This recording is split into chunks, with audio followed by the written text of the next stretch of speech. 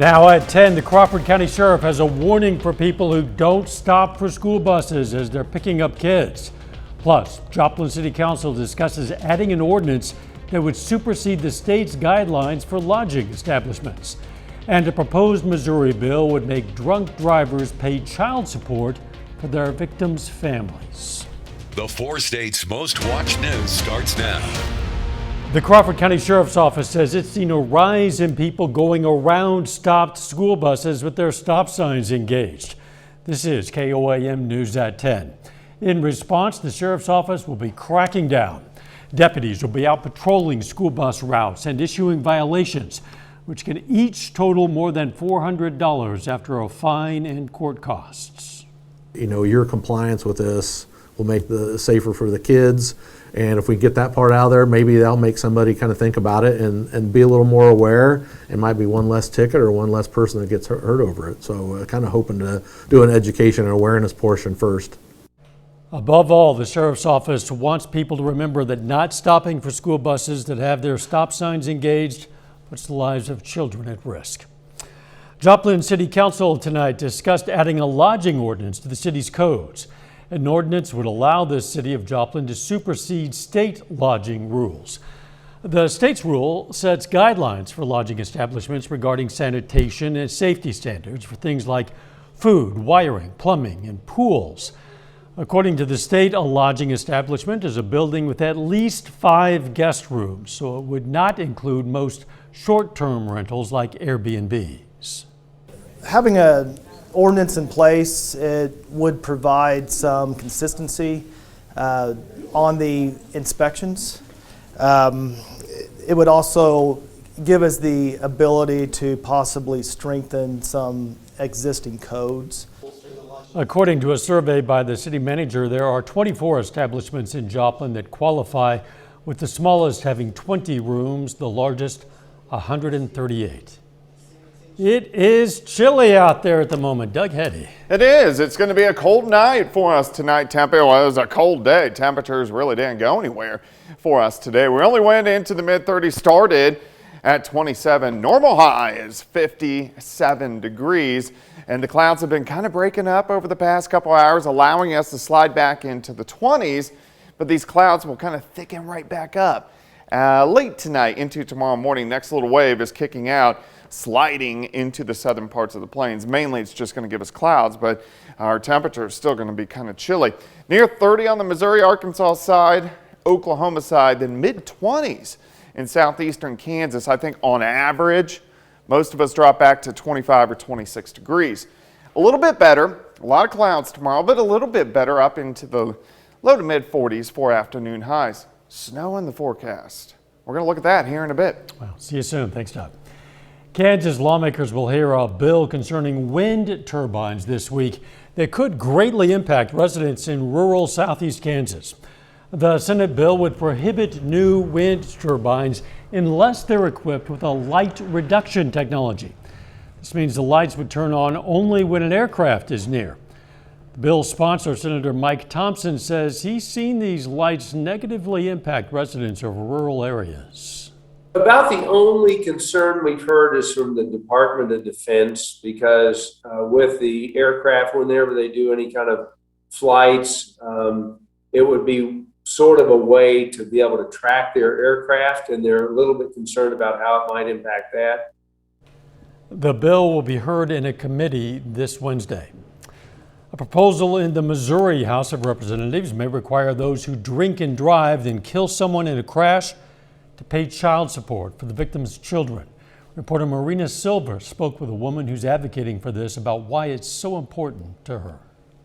Remember everything about their mom and dad. They're learning just like the rest of us. Cecilia Williams came up with the idea of Bentley's Law after her son, his fiance, and one of their children were killed by a drunk driver. Not long after my son Cordell Williams and my soon-to-be daughter-in-law Lacey Newton and their 4-month-old and my grandson were killed by a drunk driver on April 13th of 2021. They were killed in a fiery crash. they were hit by a drunk driver. She told me she remembers having police show up to her door to tell her the unthinkable. I remember looking at my clock and I said, it's 12:36 a.m. Who's knocking at my door like that? I got up and the first thing I seen was a state trooper and an officer. And when I think about their words, I remember looking past them I was looking for them. And they said they died in a fire crash. They were unrecognizable. She now has to raise her other two grandchildren, Bentley and Mason, and explain to them why their parents aren't coming home. Try explaining that to a child. It's not easy. Grandparents, aunts, uncles, brothers, sisters, they should never have to explain that to children because someone decided to take and play God and take someone's life. It's not fair. What the new bill, Bentley's Law, would do is if someone is convicted of crashing while driving drunk and a parent or guardian is killed, then the drunk driver has to pay child support for the victim's children until the child is 18 or completes their degree. Williams says she wants to make a change for families just like hers. I did not create Bentley's Law for my family. When I created Bentley's Law, I created Bentley's Law to help other people, to help other kids. She's worked with Representative Mike Henderson, who is sponsoring the bill. I was kind of astounded that the state didn't have anything in place already that dealt with this. The bill had a public hearing testimony today in the Missouri House of Representatives Crime Prevention Committee. Nobody came to testify against it, but Cecilia Williams did come to share her story. I know if they had a choice in life, they would choose to be with their mom and dad and their baby brother, but they wasn't given that choice.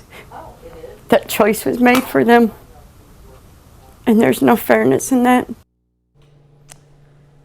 Bill still has a long way to go to become law. The first step is to make its way out of the House committee. Oklahoma officials are shifting their coronavirus response efforts to an endemic approach.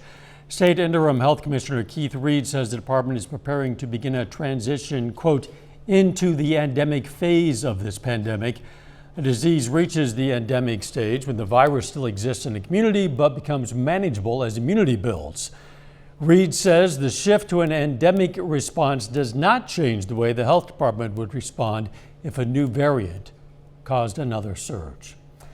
Members of the Oklahoma House unveiled a package of new restrictions to crack down on illegal cannabis growers.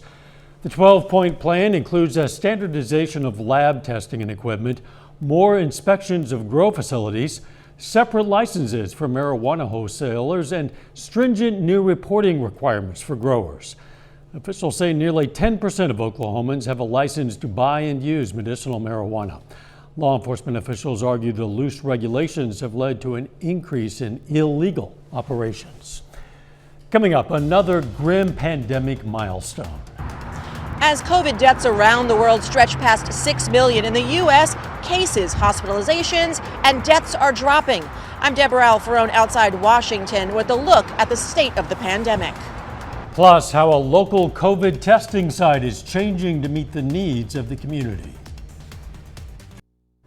A local COVID testing site's making some changes to better serve the community. Starting today, Seeds of Hope is offering free rapid testing in its Joplin location. Their Neosho location will get rapid tests on Friday. They do still offer PCR testing at both locations. Officials expect the addition of rapid tests to increase how many people get tested. But I believe now, since we have the rapids, we'll probably get more busier because the employers can send their employees down here if they need to get the rapid test, so they know right then. You know, we don't know how long this virus is going to be here, but we're here for the long haul.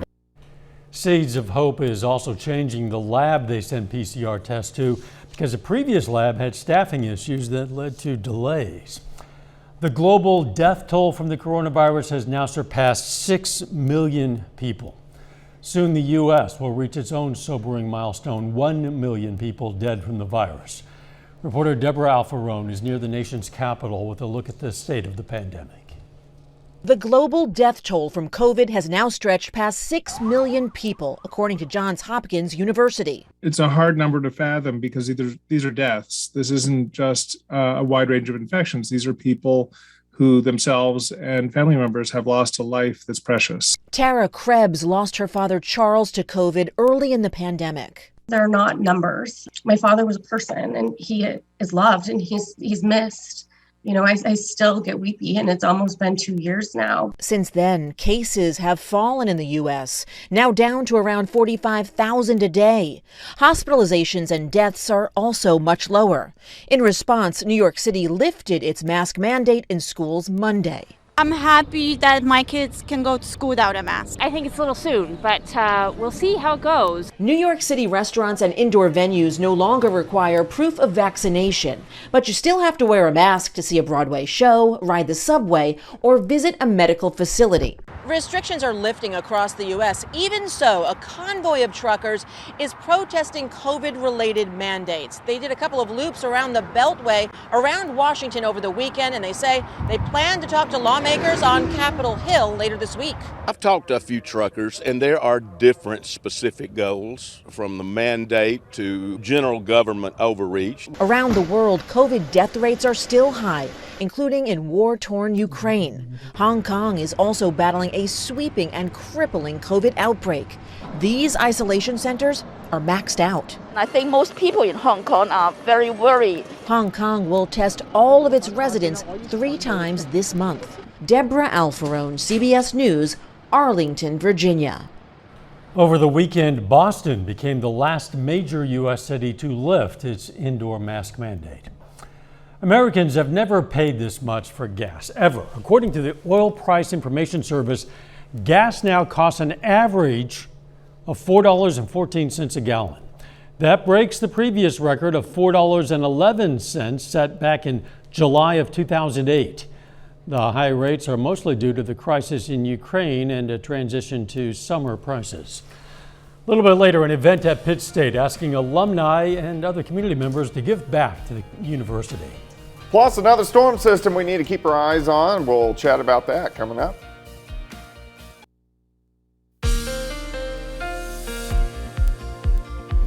Well, it actually turned out to be a cold one for us today. Temperatures only into lower 30s during the afternoon, behind the storm system that we saw over the weekend.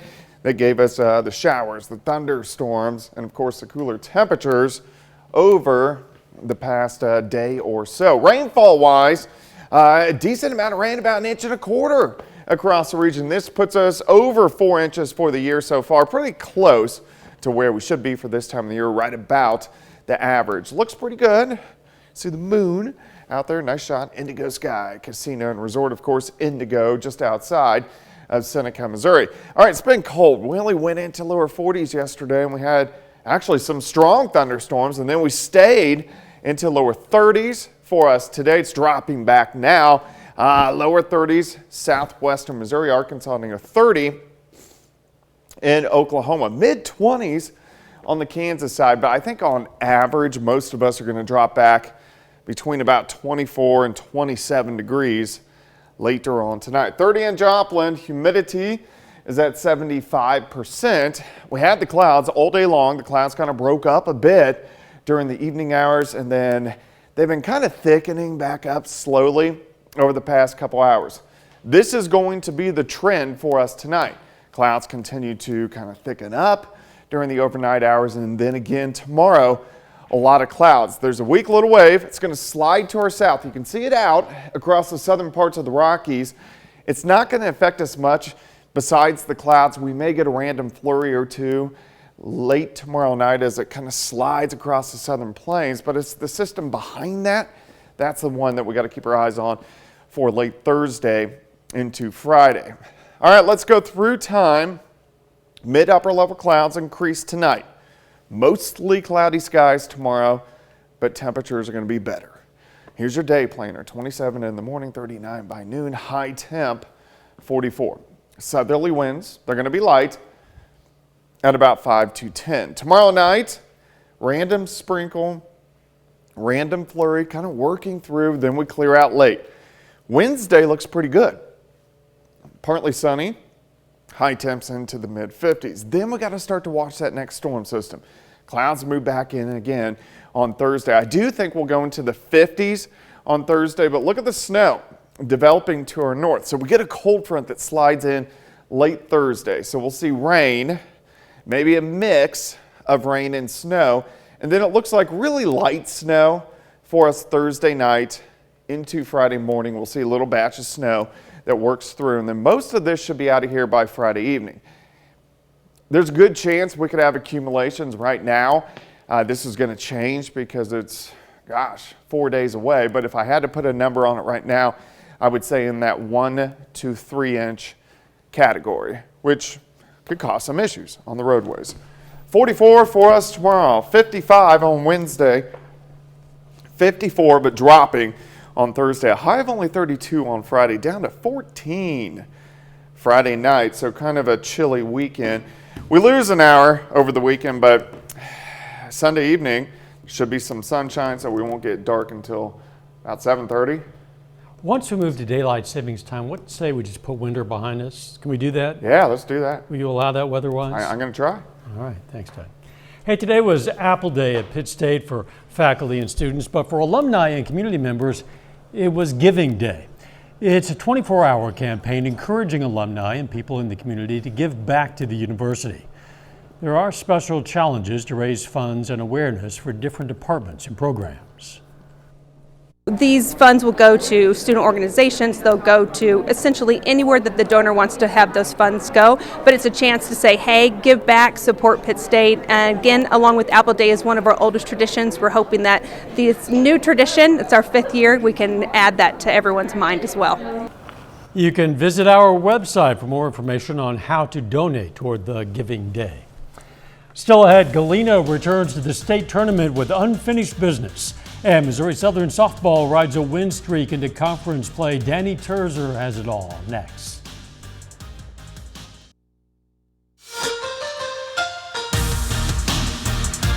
Two Pittsburgh seniors signed letters of intent today. Cooper Hayden and Andrew O'Doherty continue their athletic careers at the college level. Hayden signs to play baseball at Neosho County Community College. He will play in the infield and pitch for the Panthers. Andrew O'Doherty is headed to an MIAA school. O'Doherty is joining the football program at Washburn. This has been a very long-term goal for me. I've wanted to play baseball in college for basically the whole time I've been playing baseball. It's good to see that my hard work has paid off, but I'm excited to put more hard work in and maybe go farther. One of my former teammates, LJ Butcher, is also up there, and he was someone I looked to for advice, and he had great things to say about them. I'm not on scholarship, I'm a preferred walk-on, but hopefully I can just earn my stripes and move up the depth chart and hopefully make the coaches know who I am. The Galena boys are 22-1 and are coming off a 65-39 win over Columbus in the sub-state championship this past weekend. That win earned the Bulldogs a spot in the state tournament. It's Galena's 3rd straight trip to state. They finished as the runners-up last year. The team is hoping their experience in big games pays off this time around. We knew we had a good group coming back again, that it would be that'd be our goal to come out first, try to win the conference again. We did. To win the sub-state, we just got that done Saturday night, but then to make it back to state and take another shot at it. We've been in a lot of big games over the last couple of years, and I think that's going to really help us. Just like getting the nerves out, just being familiar with the basketball that's going to be played out there. We got to be ready for every battle we have. Galena hits the floor against Thomas More Prep in the quarterfinal round. That game is set for Wednesday at 8 p.m. in Hutchinson. The Missouri Southern women are 11-7 through their first 18 games. The Lions are currently on a 6-game winning streak heading into their MIAA opener. Southern opens up conference play this week, hosting a doubleheader against Central Missouri on Friday. We found out who this team is as far as energy goes and what it looks and feels like when we're at our best. I think just playing the tough competition early, getting through that together, sticking together, we're starting to find ourselves now. We'd be lying if we didn't say we're trying to win it all. We're going for it, and I think in order for us to take a step in the right direction for this program, it's time to make some more noise in the postseason. Missouri Southern basketball finished as the runners-up in the MIAA conference tournament. The Lions fell to Fort Hays State in a defensive battle in the championship game on Sunday. The final score was 48-42. That's the lowest scoring title game in tournament history. Lacey Stokes led the Lions with 15 points, 7 rebounds, 3 assists, and 3 steals. Lane Skiles added 10 points and 5 boards. Both Stokes and Skiles were named to the all-tournament team. They are the first 2 Lions to ever receive the recognition. Now, Southern's historic season isn't over yet. The Lions have earned the 4th seed in the Central Region. So it's back to work, and they'll face St. Cloud State in Hays, Kansas at 7:30 on Friday. They're hurt right now because we wanted to win this championship bad, but the thing is we get an opportunity to play again. One thing for sure, Fort Hays, it'll be a great atmosphere because their fan base. It'll be a lot of fun, and our kids will be excited about playing in front because they love playing in front of big crowds against great competition. So we're looking forward to it. That's a look at sports. We're back with more news after this. Take time now to honor a local veteran. Bill Thiel served in the U.S. Navy from 1943 to 1946. The Hallowell, Kansas native was stationed in the Philippines. And we salute motor machinist mate 3rd class Bill Thiel, a 4-state hero.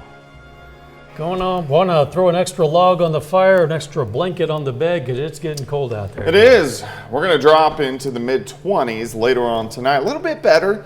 Next couple days, 44. Tomorrow, 55 on Wednesday. Some light snow works in late Thursday into Friday. It looks like light accumulations, but most people are done with the snow by now. That is a 4-letter word that we do not want to hear after this week. I get it. At least, until next winter. Final sports note. Missouri Southern and Pittsburgh State softball open up their MIAA schedules this week. Southern is on a 6-game winning streak. Wow. Thanks for joining us. Don't forget the morning show starts at 5 a.m. and let's make it a great tomorrow.